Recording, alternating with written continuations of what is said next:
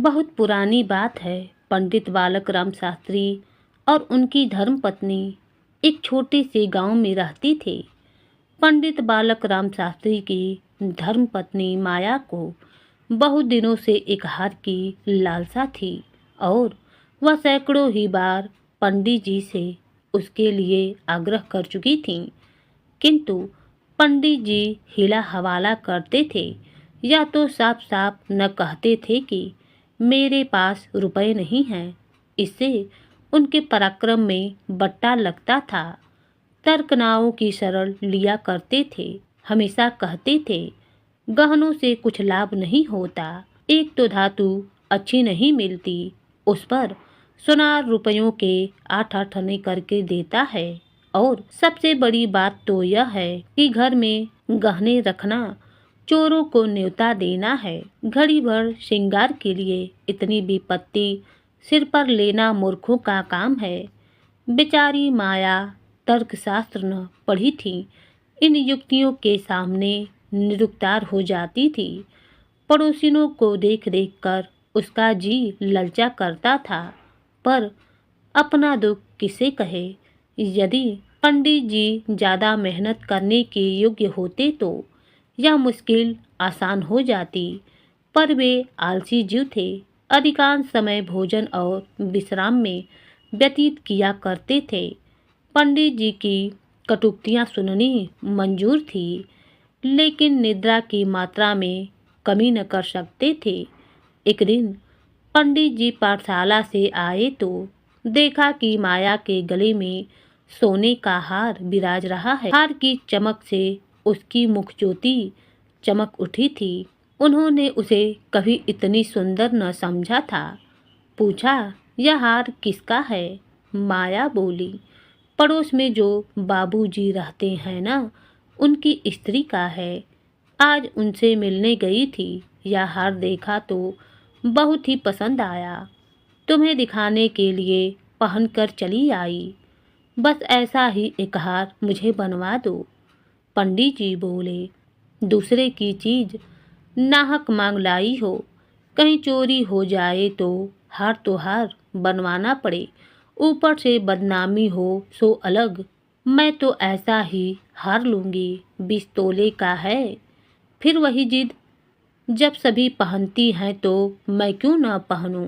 सब कुएं में गिर पड़े तो तुम भी कुएं में गिर पड़ोगी। सोचो तो, इस वक्त इस हार के बनवाने में 600 रुपये लगेंगे।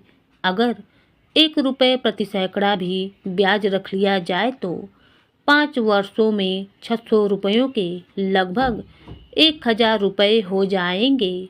लेकिन यदि 5 वर्ष में तुम्हारा हार मुश्किल से 300 रुपयों का रह जाएगा।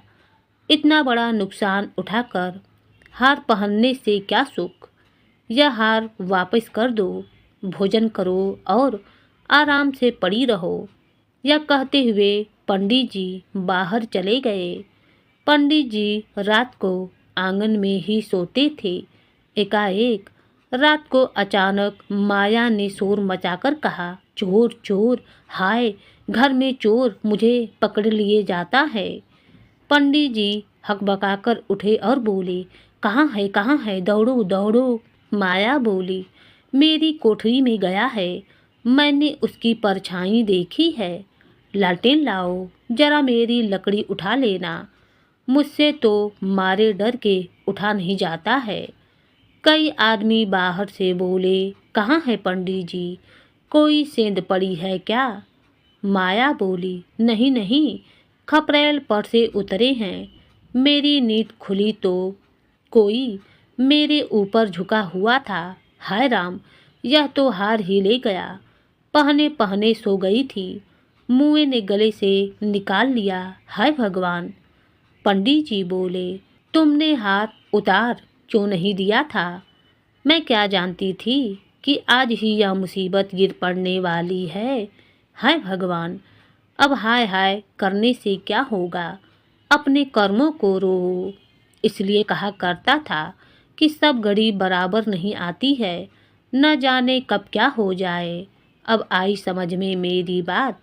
देखो, और कुछ तो नहीं ले गया। पड़ोसी लालटेन लिए आप पहुँचे। घर में कोना कोना देखा गया, करियाँ देखी, छत पर चढ़कर देखा, अगवाड़े पिछवाड़े देखा, शौच गृह में झांका, कहीं चोर का पता न था। एक पड़ोसी ने कहा, किसी जानकार आदमी का काम है। दूसरा पड़ोसी बोला, बिना घर के भेदिए के कभी चोरी नहीं होती, और कुछ तो नहीं ले गया। माया बोली, और तो कुछ नहीं ले गया है, बर्तन सब पड़े हुए हैं, संदूक भी बंद पड़ी हुई है। निगौड़े को ले ही जाना था तो मेरी चीजें ले जाता, पराई चीज ठहरी, भगवान उन्हें कौन मुंह मैं दिखाऊंगी। अब गहने का मजा मिल गया न। हाय भगवान, यह अपजस बदा थी। कितना समझा के हार गया, तुम न मानी न मानी। बात की बात में 600 रुपये निकल गए। अब देखूं भगवान कैसे लाज रखते हैं। अभागे मेरे घर का एक एक तिनका चुन ले जाते तो मुझे इतना दुख न होता। अभी बेचारी ने नया ही हार बनवाया था। पंडित जी गुस्से में बोले, तुम्हें खूब मालूम है कि 20 तोले का था। हाँ, 20 ही तोले का तो कहती थी। बधिया बैठ गई, और क्या करें। कह दूंगी घर में चोरी हो गई है, क्या जान लेंगी। अब उनके लिए कोई चोरी ही थोड़े करने जाएगा। पंडित जी बोले, तुम्हारे घर से चीजें गई हैं, तुम्हें देनी पड़ेंगी। उन्हें इनसे क्या प्रयोजन कि चोर ले गया या तुमने उठाकर रख लिया। माया बोली, तो इतने रुपए कहाँ से आवेंगे। कहीं न कहीं से तो आएंगे ही न, नहीं तो लाज कैसे रहेगी। मगर कि तुमने बहुत बड़ी भूल, भगवान से मंगनी की चीज भी न देखी गई। मुझे काल ने घेरा था, नहीं तो घड़ी भर गले में डाल लेने से ऐसा कौन सा बड़ा सुख मिल गया। मैं हूँ ही अभागिन। पंडित जी बोले, अब पछताने और अपने को कोसने से क्या फायदा। चुप हो के बैठो। पड़ोसिन से कह देना, घबराओ नहीं, तुम्हारी चीजें जब तक न लौटा देंगे तब तक हम चैन से सांस नहीं लेंगे। पंडित बालक राम को अब नित्य ही चिंता रहने लगी कि किसी तरह हार बने। यूं अगर टाट उलट देते तो कोई बात न थी, पड़ोसिन को संतोष ही करना पड़ता। ब्राह्मण से डांढ़ कौन लेता, किंतु पंडित जी ब्राह्मणत्व के गौरव को इतना सस्ते दामों में न बेचना चाहते थे। आलस्य छोड़कर धनोपार्जन में दक्षित हो गए। 6 महीने तक उन्होंने दिन को दिन और रात को रात नहीं जाना। दोपहर को सोना छोड़ दिया, रात को भी बहुत देर तक जागते थे। पहले केवल एक पाठशाला में पढ़ाया करते थे, इसके सिवा वह ब्राह्मण के लिए खुले हुए 101 व्यवसायों में वह सभी को निंदनीय समझते थे। पर अब पाठशाला से आकर संध्या समय एक जगह भागवत की कथा कहने जाते थे। वहां से लौटकर 11-12 बजे रात तक जन्म कुंडलियाँ, वर्षफल आदि बनाया करते थे। प्रातःकाल मंदिर में दुर्गा जी का पाठ करते थे। माया पंडित जी का असाध्यवास देखकर कभी कभी पछताती कि कहाँ से कहाँ मैंने यह विपत्ति सिर पर ले ली। कहीं बीमार पड़ जाए तो लेने के देने पड़े। उनका शरीर क्षीण होते देखकर उसे अब यह चिंता व्यथित करने लगी।